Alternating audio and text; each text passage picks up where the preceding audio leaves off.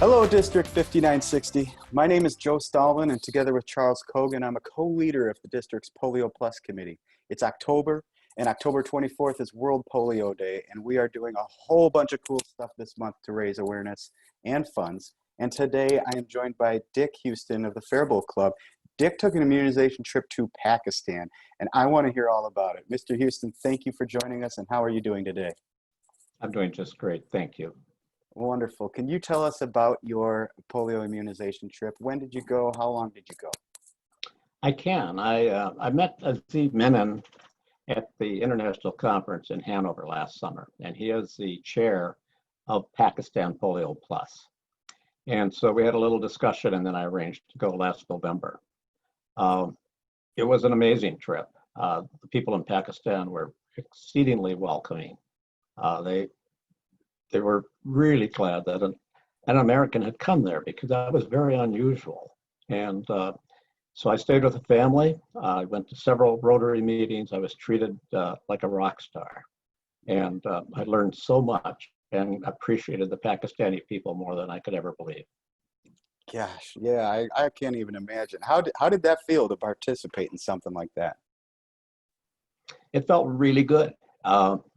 It felt like I learned so much, not only about Polio Plus, but I learned what people could do if they put their heart and soul into an effort.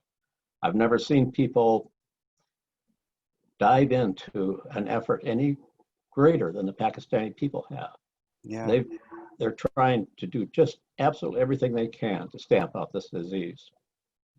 Wow. So when I think of the two countries that are left, which is, of course, Afghanistan and Pakistan, I think of the conflict and the political hurdles that we must have to overcome to get there. So what are some of the things you saw there in those terms? What were you seeing Rotarians do on the ground? I was in Karachi, which is a city of 25 million people. So it's huge. And 60% of that city does not have clean water, does not have roads, does not have sewer. And so the health risks there are tremendous. As you know, polio is spread primarily through water. And so not having clean water for upwards of 15 million people is a very, very difficult thing.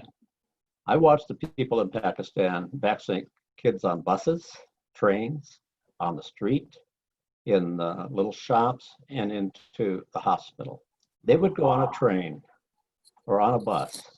All the buses coming into Karachi, which is on the south border, coming from the north, have to stop on the highway. That's by law.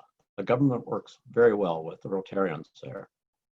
When every bus that stops has Rotarians or aid workers getting on and vaccinating all the children on that bus.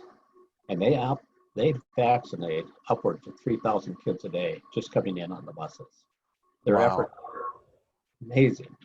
Wow. What would you say to people who are watching this to encourage them to participate in Rodeo's polio eradication initiative or to give to Polio Plus?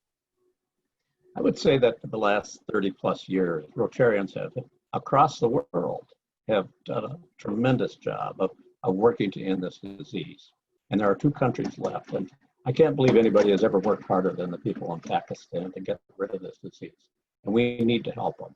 Our dollars need to help them. And this is an opportune time, because the Gates Foundation is going to match every dollar we have 2-for-1. So I would encourage everyone to get on board with anything that they can possibly give to this effort. I love it. Thank you so much for doing what you have been doing and for inspiring the rest of us. Thanks for joining us today. Thank you. I appreciate it.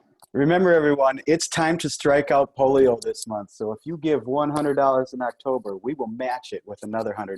And if you give $365, we will cover an entire Paul Harris Fellowship for you. As always, the Gates Foundation, as you mentioned, will match our cumulative contribution 2-to-1. So there has never been a better time to give. Thanks for listening, 5960, and let's end polio now.